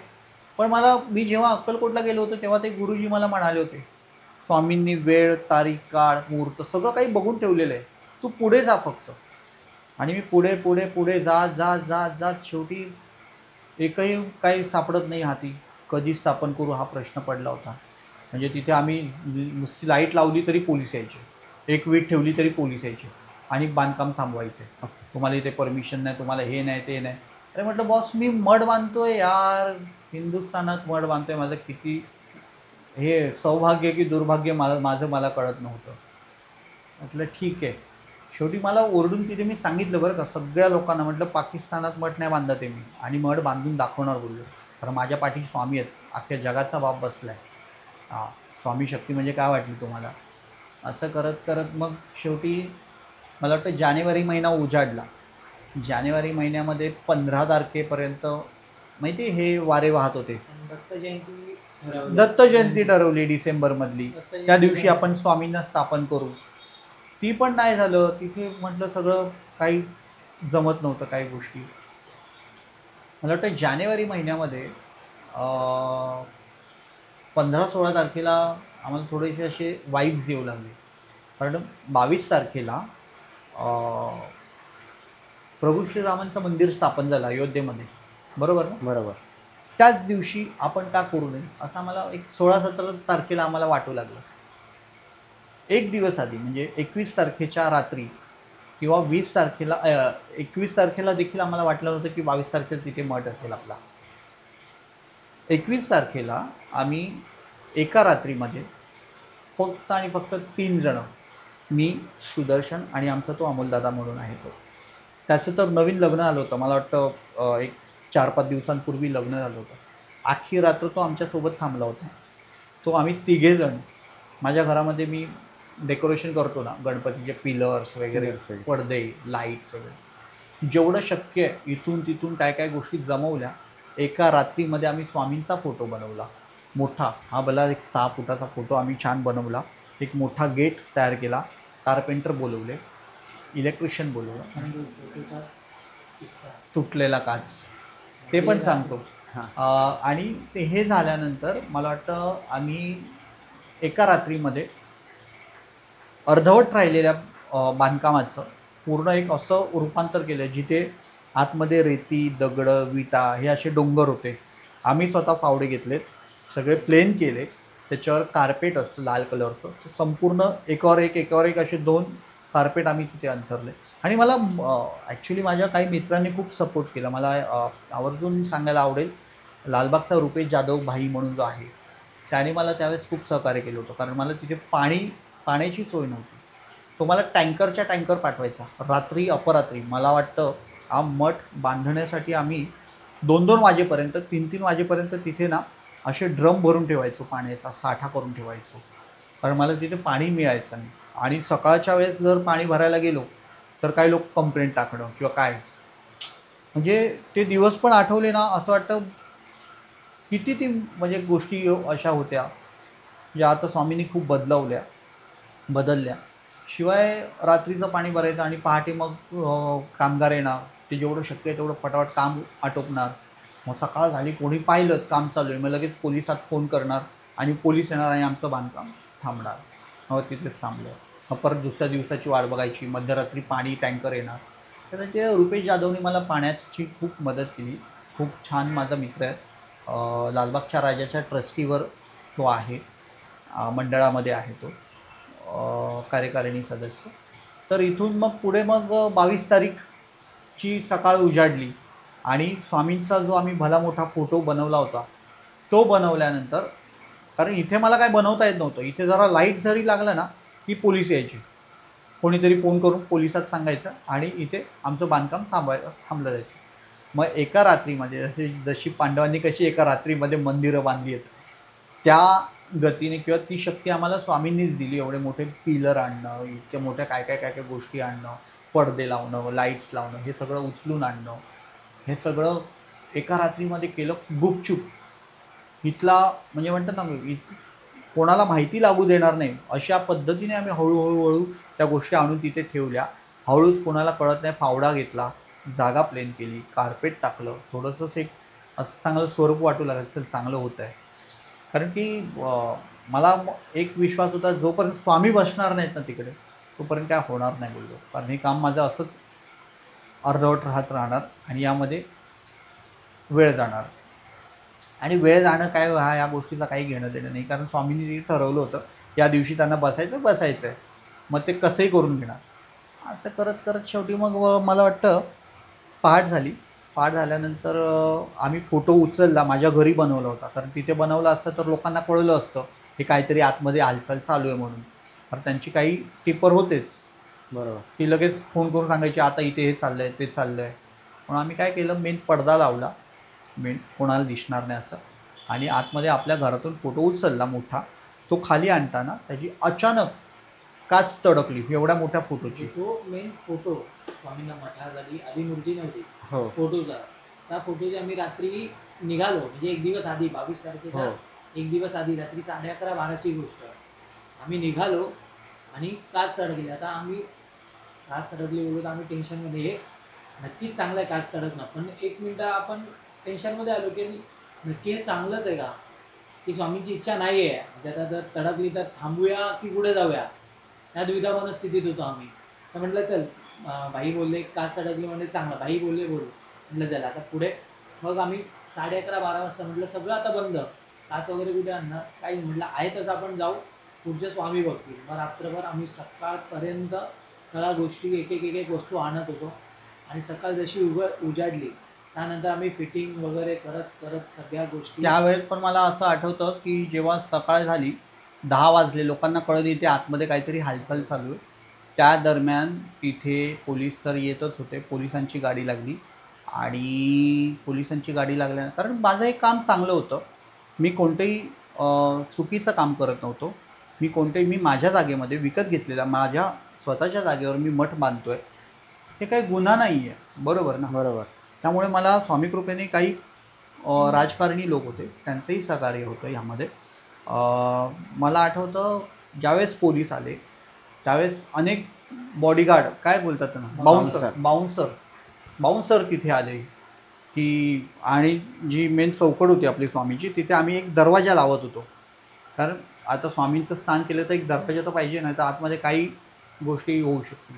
म्हणून मी दरवाजा लावला. तर दरवाजा लावत असताना बाउन्सर आमच्या अंगावर आले, लावायचं नाही, हे नाही ते नाही. आम्ही तिथे खूप राडे गेले. म्हटलं आता स्वामी बसलेत, म्हटलं स्वामींचा फोटो आम्ही ठेवला, सगळं हार घालून वगैरे पूजा वगैरे. बाउन्सर आले, ठेवायचं नाही. म्हटलं हिंमत असेल ना फक्त आतमध्ये पावलं, कारण आम्ही जीवावर उठलो होतो. आम्ही साम दाम दंड भेद सगळ्या गोष्टी आता म्हटलं बास, सगळ्या हे करायच्या. आणि ती लोक जेव्हा आतमध्ये यायला प्रयत्न करू लागले, म्हटलं आता आतमध्ये आलं तर तंगडीत तोडल्याशिवाय राहणार नाही बोललो, कारण स्वामींसाठी मी काही करेन म्हटलं. आम्ही स्वतःसाठी तुम्ही काही घेऊ, काही हरकत नाही, पण स्वामींसाठी आम्ही ऐकणार नाही. आणि त्यांची इच्छेने आता ते बसले, तुमची इच्छा असेल तर हिंमत असेल तर दाखवा आतमध्ये येऊन म्हटलं. आणि तसं करून मला वाटतं आम्ही त्या दिवशी छान प्रसाद केला, हे केलं, आणि नंतर जाताना बाउन्सर लोक पण प्रसाद खाऊन गेले. ही स्वामींची किंमत आहे, ही लीला आहे त्यांची. मला वाटतं त्या दिवशी मग स्वामी लाईट्स लागल्या, सगळं झालं, आणि स्वामींचा मठ तिथे 22 जानेवारी 2024ला तिथे स्थापन झाला. ते अद्याप स्वामी तिथून हललेले नाही आहे, असं ते ह्या स्वामींची लीला आहे. तर दादा, मी अनेक मठांमध्ये मूर्ती बघतो, वेगवेगळ्या मुद्रेत आहेत. तर आपल्या ह्याच्यामध्ये म्हणजे बसलेले आहेत स्वामी, पण दोन्ही हात मांडीवरती. हां, कारण की स्वामींची मूर्ती आपल्या मठात कशी असावी यावर मी घरच्यांशी, भाईंशी, सगळ्यांशी आमचं चर्चा चालू असायची की कशी असावी. तर स्वामींची नेहमी पोज पाहिली ती स्वस्तिक आसन, ते स्वामीजी मांडी घालून अशी बसले त्या पद्धतीने. त्यात स्वामी संपूर्ण दर्शन होत नाही स्वामींचं. मग कशी नखशिकांत हवी, नाहीतर नखशिकांत उभी मूर्ती आपण ठेवू शकतो, किंवा बसल्यानंतर अशी कोणती पोज आहे ज्यामध्ये स्वामी आपल्याला संपूर्ण दर्शन देतील नखशिकांत. तर ही पोज आम्हाला आठवली किंवा स्वामींनी दाखवली, या पोजमध्ये मला आण. बरोबर. मग ती मूर्ती किती मोठी असावी, 2 फूट, 3 फूट, 4 फूट, नाही तर लाईफ साईज. ॲक्च्युअल स्वामी जेवढे होते, मला वाटतं सुप्रसिद्ध मूर्तिकार भगवानजी रामपुरी यांचा स्वामींवर खूप अभ्यास आहे, आणि स्वामींची मूर्ती ते खूप छान पद्धतीने साक्षात स्वामी उभे करतात, जे की या जीवनीमध्ये त्यांनी जी काय स्माईल दिली आहे ती खूप छान आहे. आणि त्यांना आम्ही सांगितले की आम्हाला लाईफ साईज बनवायचे स्वामींची, म्हणजे ॲक्च्युअल स्वामी जेवढे होते. जर खरंच कुणाला स्वामी केवढे आहेत, केवढे होते हे बघायचं असेल ना, आपल्या मठात यावं, कारण ती घडवलेली मूर्ती साक्षात स्वामींच्या आदेशाने बनलेली, आलं का लक्षात. आणि ती जी काय भव्य मूर्ती आहे, स्वामी हे एवढे होते असं आहे.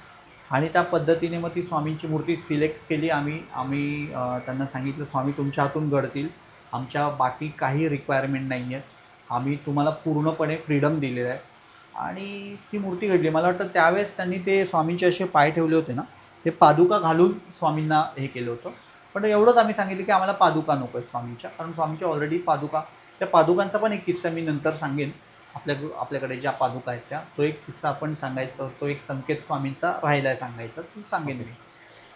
आणि हे पादुका नको, कारण स्वामी पादुका घालून कधी पण निघते, ही भावना म्हणजे एक लहान मुलांसारख्या एक भावना असतात, तशी आपली एक भावना, लहान आपण त्यांच्यासमोर लहान बालकच आहोत. तर पादुका घातल्या म्हणजे त्यांची निघायची तयारी आहे, नको पादुका काढून थांबा म्हणजे तुम्ही इथे स्थापित राहा, असं एक वेडी भावना आहे ती आमची. म्हणतात ना भोळी बाबडी भावना, तशी ती आमची भावना आहे. आणि मग अशा पद्धतीने ही मूर्ती अशी घडली आणि ती मूर्ती आम्ही अक्कलकोटला नेली. ही मूळ घडली मूर्ती आपली सोलापूरमध्ये त्यांच्या स्टुडिओमध्ये, तिथून आम्ही अक्कलकोटला नेली. आणि अक्कलकोटला आमचं प्लॅन झाला होता की आपण ती वाजत, म्हणजे जिथून मूर्ती निघेल ना तिथून वाजत गाजत न्यायची मूर्ती.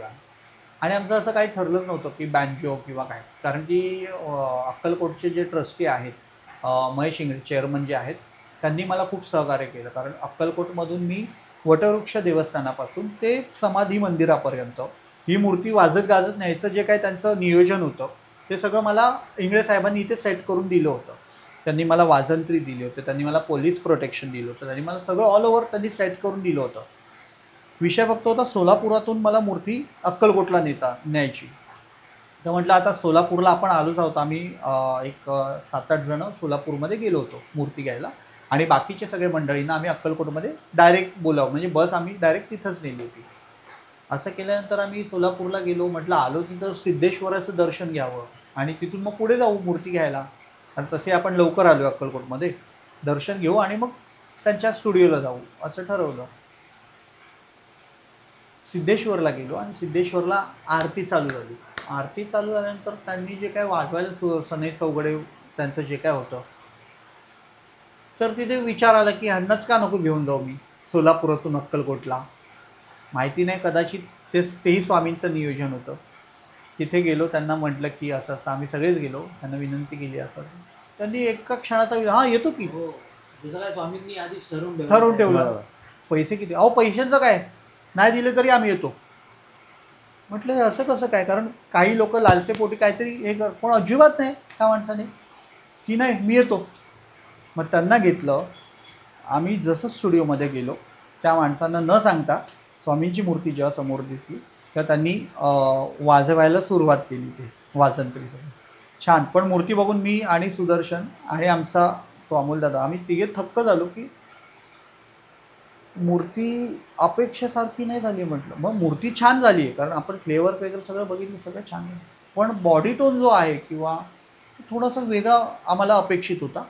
तसं मी सरांना म्हटलं की सर मला जरा बॉडी टोन जो आहे ना थोडा वेगळ्या प्रकारचा अपेक्षित आहे. हां. तर ते म्हणाले मग मुंबईत जाऊन आपण परत करू, आता तुम्ही तुमचं काम जे काय अडवू नका, जसं ठरवलं तसं करा, मुंबईत जाऊन आपण बघू करू. ठीक आहे म्हटलं, ते बोललेत ना करू, मग करू आपण. आम्ही मूर्ती उचलली, वाजत गाजत अक्कलकोटला नेली. अक्कलकोटला नेल्यानंतर ती वटवृक्ष मंदिरामध्ये आतमध्ये ठेवली, यथासांग पूजा केली. पूजा करून मग परत आम्ही ती बरोबर वटवृक्षाचं ते एक छोटं देवळी ना, हम गया नहीं जिंदा है, ते तिथे आपण ती मूर्ती ठेवली आणि तिथून मग ती उचलली. मग तिथून वाजत गाजत आम्ही समाधी मंदिरात नेत होतो. समाधी मंदिरात तिथून नेताना बरोबर वटवृक्ष देवस्थानापासून ते समाधी मंदिरचा एस.टी. स्टँडपर्यंत स्वामींसोबत एक गाय चालत होती, गाय. बरोबर. हे खूप आश्चर्याची गोष्ट आहे. म्हणजे ती आमच्या या मिरवणुकीत काय येईल, तिचा काय संबंध, ती आम्ही जसं चालतो आमच्यासोबत चालते, आम्ही थांबलो आमच्यासोबत थांबते. असं वटवृक्ष देवस्थानापासून ते माझ्याकडे याचे व्हिडिओ आहेत. म्हणजे ही कोणतीच गोष्ट खोटी नाही आहे, ही कोणतीच गोष्ट अतिशयोक्ती नाही आहे, कारण काय माझ्याकडे याच्या सगळ्या व्हिडिओज आहेत. ते गाय चालवते आणि परत मला वाटतं एस.टी. स्टँडपर्यंत ती आली. तिथून ती कुठे गेली ते आम्हाला माहिती नाही आहे, आम्ही शोध नाही घेतला त्या गोष्टीचा. म्हटलं चला, आणि तिथून मग जेव्हा स्वामी आपल्या मठात स्थापन झाले आणि जी कमी आम्हाला जाणवत होती, कदाचित ती वटवृक्ष देवस्थानात आणि समाधी मंदिरात गेल्यानंतर आणि जेव्हा आपल्याकडे स्थापन झाल्यानंतर ती कमी आम्हाला जाणवलीच नाही. मग आम्ही ठरवलं की वाटत नाही त्याची गरज की पुन्हा रिपेंट, कारण की स्वामींनी ते रूप घेतलं आणि ॲक्च्युअल जशी अपेक्षित होती तसं ते रूप आता आलेलं आहे.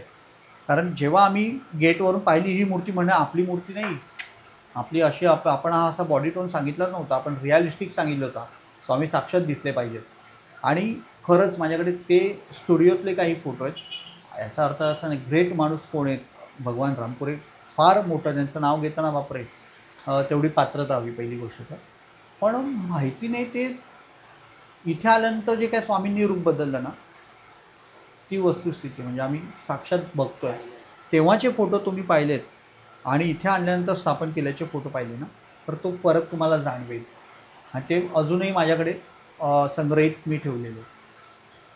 असं हे सगळं स्वामी त्यांच्या इच्छेने सगळ्या गोष्टी घडवत आलेल्या आहेत. आणि दादा आता आपला मठ स्थापन झाला आहे, तर अनेक भक्तांना अनुभव आले असतील, तुम्हाला सांगतही असतील. आणि इवन मठामध्ये ज्या आरती होतात वेगवेगळ्या प्रकारच्या, तर मी पण म्हणजे मलाही माहीत नव्हतं की ह्या आरत्या आहेत. आपण जसं गणपतीत घरी गणपती आला आपण सुखकर्ता दुःखहर्ता बोलतो. इवन मी जेव्हा तुला फॉलो करायला लागलो पेजला वगैरे, तेव्हा मला कळलं ते हुक्का आरती वगैरे बरोबर. हे असे सर्व. मग ते दिनक्रम कसं असतो आपल्या मठाचा? मठामध्ये सकाळी मी 7 वाजता मठ उघडतो. गुरुवारच्या दिवशी मठ 6 वाजता उघडला जातो आणि रात्री 11 वाजेपर्यंत गुरुवारी असतो, जो मध्ये अजिबात बंद नसतो. सतत भाविक येत असतात, हजारो लोक दर्शन घेतात त्या दिवशी. मी काउंट करू शकत नाही एवढी लोक, कारण लाईन ही भली मोठी लागलेलीच असते दर्शनासाठी. आणि मी त्या गोष्टींमध्ये सातत्य ठेवलेलं आहे. कोणतीही गोष्ट म्हणजे स्वामींची अलंकार पूजा असेल, स्वामींसाठी कोणतीही सेवा असेल, स्वामींना हार घालायचा असेल ना, तरी पण तो मला असं वाटतं की स्वामींना माझीच सवय झाली, त्यांना मीच विणलेला हार लागतो आहे. आणि मीच सकाळी 4ला उठून मार्केटला जातो. स्वामींची ती सेवा मी अद्याप सुरू ठेवलेली आहे. त्यांना माझी सवय झाली आहे, मला त्यांची सवय झाली आहे. मला घरी झोप लागत नाही आता स्वामींशिवाय. मी घरी फार कमी असतो, मठात जास्त काळ असतो मी. आणि स्वामींच्या आरतींवरून तू विचारलंस म्हणून मी सांगतो. सकाळी 9 वाजता आरती होते स्वामींची, 12 वाजता एक आरती होते, दुपारी 1 वाजता नैवेद्य आरती होते स्वामींची. 1 ते 3 मठ हा बंद असतो आणि 3 नंतर मठ उघडला जातो. रात्री 8 वाजता एक आरती होते आणि 10 वाजता मठ बंद होतो. गुरुवारचा दिनक्रम असा असतो, सकाळी 6ला स्वामींची अभिषेक पूजा असते, ती झाल्यानंतर 8 वाजता अलंकार पूजा असते, 9 वाजता स्वामींची आरती होते, 12 वाजता स्वामींची मध्यान्ह आरती होते, 1 वाजता स्वामींची नैवेद्य आरती असते आणि दुपारनंतर मग मठ बंद नसतो, तोपर्यंत दर्शन सोहळा हा चालू असतो. संध्याकाळी 7:45 वाजता म्हणजे 7:45 स्वामींचं नामस्मरण सुरू होतं मठामध्ये. ते 15 मिनटं नामस्मरण असतं. 8 वाजता स्वामींची आरती सुरू होते, ती 8:30 वाजता म्हणजे संपते. आणि 8:30 नंतर स्वामींचा तेव्हापासून सुरू झालेला महाप्रसाद, तो आत्तापर्यंत दर गुरुवारी महाप्रसाद कंटिन्यू आहे. आणि रात्री 10 वाजता स्वामींची मग हुक्का आरती असते. स्वामी हुक्का ओढायचे आणि लोकांना माहिती नाही त्याचं कारण का, स्वामी हुक्का का ओढायचे. तर स्वामींकडे बरीच लोक यायची आणि बरेच लोक दुःख घेऊन यायची स्वामींकडे. तर काय बाबा तुझं, तर स्वामींचं एक माझ्या बघण्यानुसार मी जेवढे स्वामी अनुभवलेत किंवा मी जेवढं स्वामींना ओळखण्याचा प्रयत्न केला आहे, स्वामी जास्त बोलायचे नाहीत. स्वामींना तेवढा वेळ नाही, जगाचं त्यांना व्याप आहे, अख्ख्या जगाचा व्याप आहे. ते एकेका भक्तांकडे तेवढा वेळ नाही. स्वामी बोलायचे नाही, स्वामींनी कधी उपदेश केले नाहीत. त्यांचं असं कोड्यात बोलणं असायचं. आलं का लक्षात? तुम्ही बखर वाचली तर कळेल की बखरमध्ये पण स्वामी अगदी थोडक्यात एक वाक्य बोलले की 2-2 दिवस ते बोलायचे पण नाहीत. कधी मोडी होते स्वामी. मोडी म्हणजे नाही बोलायचं, कधीतरी शिवी देऊन बोलायचं, कधीतरी लगावतो. यामध्ये ते काही त्यांची सांकेतिक भाषा होती जी फक्त त्यांच्या जवळ असणाऱ्या भक्तांना कळायची. जशी की सोळप्पा महाराज झाले, बाळप्पा महाराज झाले, सुंदराबाई झाली. या काही ठराविक लोकांना ते कोडवड कळायचे. आणि मला असं वाटतं की स्वामी असे होते, एवढा लोक आता 1000 लोक आले, 1000 लोकांच्या दुःखांचा मी एकाला कसं काय हे करू. त्यामुळे स्वामी हा बोल बोल बोल बोल हुक्का मारला आणि एका क्षणात त्यांच्या दुःखांचा दूर करून टाकायचे. 1000 लोकांचं दुःख एका क्षणात ते मिटवून टाकायचे. ही स्वामींची पॉवर होती. आलं का लक्षात? त्यामुळे ती हुक्का आरती असते. स्वामी म्हणजे हुक्का. आणि नंतर आपली असे तांबूल आरती. तांबूल आरती म्हणजे विडा देतो आपण स्वामींना. त्यामध्ये स्वामींना 13 प्रकारचे पदार्थ असतात. आलं का लक्षात? ते स्वामींना विडा देतो. मला वाटतं सुरुवातीला आम्ही 5 विडे आणायचो स्वामींना. आता ते लोकांना जेव्हा कळलं इथे विडा आरती होते, तर ते वाढत वाढत वाढत जवळजवळ आता 200 ते 250 विडे येतात स्वामींना दर गुरुवारी. आणि तोच प्रसाद आपण प्रत्येक भाविकाला रात्री देतो. आणि रात्री 11 वाजेपर्यंत तेवढीच गर्दी असते जेवढी सकाळपासून असते. बरोबर. त्यामुळे एक वेळ मी मर्यादित ठेवलेली आहे की रात्री 11 नंतर स्वामींचा मठ बंद होतो. आणि तेव्हा कुठे स्वामी थोडे निवांत आतमध्ये बसतात. आणि भाविकांना मग मला नाईलाजाने थांबवावं लागतं की बाबा आता 11 वाजलेत, थांबा. आणि दादा तू आता बोलता बोलता बोला की पादुकांची एक गोष्ट ही एक आहे. गोष्ट. त्याच्या आधी आरतीचं मी तुला सांगतो. मी आपण ज्या मठामध्ये आरत्या घेतो स्वामींच्या, त्यामध्ये थोडंसं मला काही दिवसांपूर्वी असं कन्फ्युजन आहे. मी आरत्या घेतोय तो क्रम योग्य आहे का, किंवा काय, म्हणजे स्तुती सगळ्या आरत्यांमध्ये. तर स्वामींचे एक मोठे संशोधक आहेत, त्यांचा एक मी व्हिडिओ पाहिला होता. त्यामध्ये कळलं होतं की स्वामी असताना जी एक आरती लिहिली गेली होती, आलं का लक्षात? स्वामी असताना एक आरती लिहिली गेली होती. आणि स्वामींसमोर भक्त बोलायचे आरती. तर कधी गणपतीची आरती, गणपती नाही सॉरी, इतर कोणतीही आरती स्वामींचीच असेल ती, कोणतीही आरती आली ना, स्वामींना चीड यायची नाही पाहिजे. मग काहीतरी समोर उचलून मारणार कुणाला, काहीतरी स्वामी अवलिया फेकून मारणार, हे नाही पाहिजे ते नाही, असं काहीतरी स्वामींचं ते चरित्र आहे. त्यामुळे एक आरती स्वामींची अशी होती जी स्वामींना प्रिय होती. त्यातली जी आरती आहे त्याचा क्रम मी पहिला, हे मला माहिती नव्हतं, पण स्वामींनी तो माझ्याकडून तो पहिलाच क्रम लावून घेतला होता, ज्यामध्ये तुझे दर्शन होता जाती ही पापे, ती जी आरती आहे ना, ती आरती स्वामींना अतिशय प्रिय होती. आणि त्या आरतीपासून आपली स्वामींच्या आरत्यांना सुरुवात असते. तर ते एक मला स्वामींनी संकेत दिला की तू करतोयस ते योग्य आहे. सो म्हटलं ठीक आहे. आणि पादुकांचा विषय राहिला, मला वाटतं 14 एप्रिल 2022ची गोष्ट असेल, 21-22च्या दरम्यानच कोविड काळ होता तो. 21ला मला वाटतं सेकंड लाट होती तेव्हाची गोष्ट. आणि 14 एप्रिलला भाईंना असं वाटलं अचानक की आपल्याकडे पादुका असाव्यात.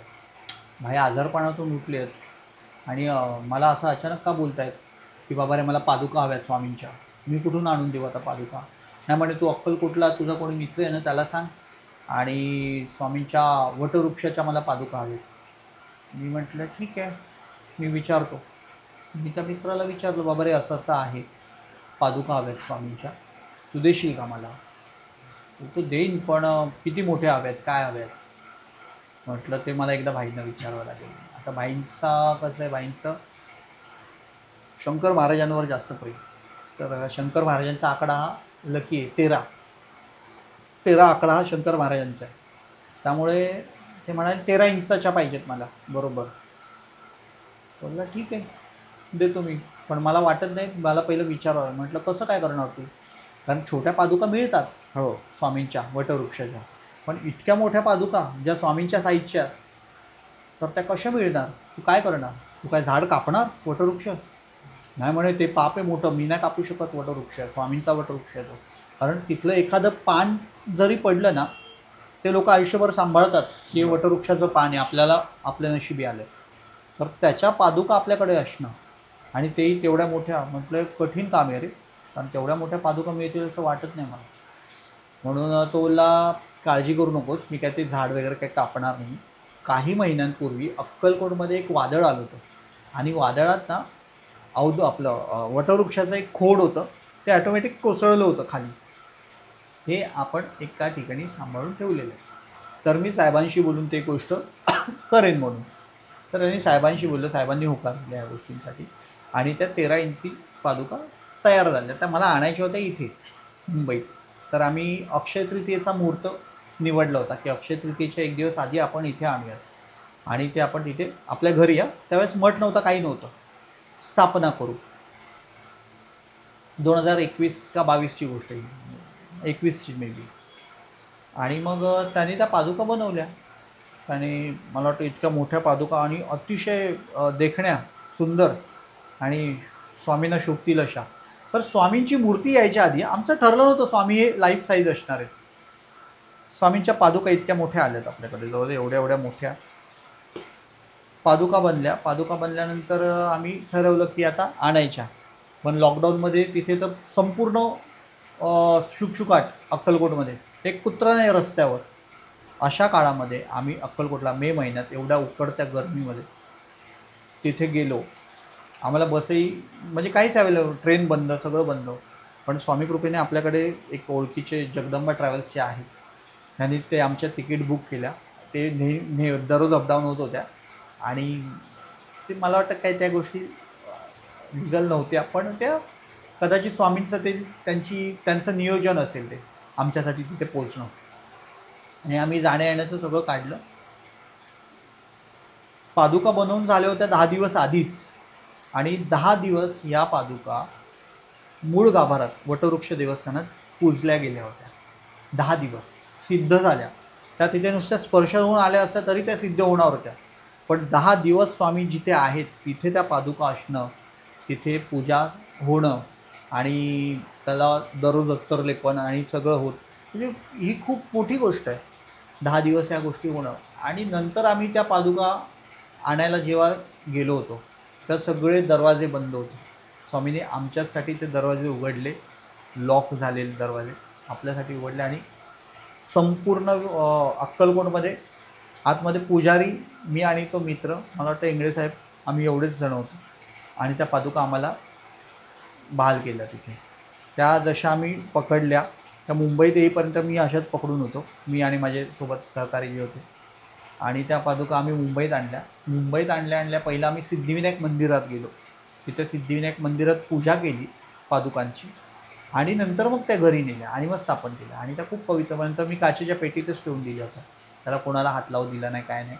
फक्त त्या आता आम्ही स्वामी जयंतीच्या काळात, स्वामी पुण्यतिथीला, गुरुपौर्णिमेला त्या फक्त उघडतो आणि त्याला अत्तरलेपन करून त्याचा अभिषेक असतो. असं ते सगळं ह्यानंतर मग आम्ही इथे आणल्यानंतर ना, पादुका आणल्यावर मला ना 13 इंचीपेक्षा त्या थोड्या मोठ्या वाटू लागल्या. म्हणून मला संशय आला. म्हणून मी ती मेजर टेप जस्ट चेक केलं तर बघितलं, अरे 13 इंची नाही झाल्या, त्या 14 इंची कशा झाल्या.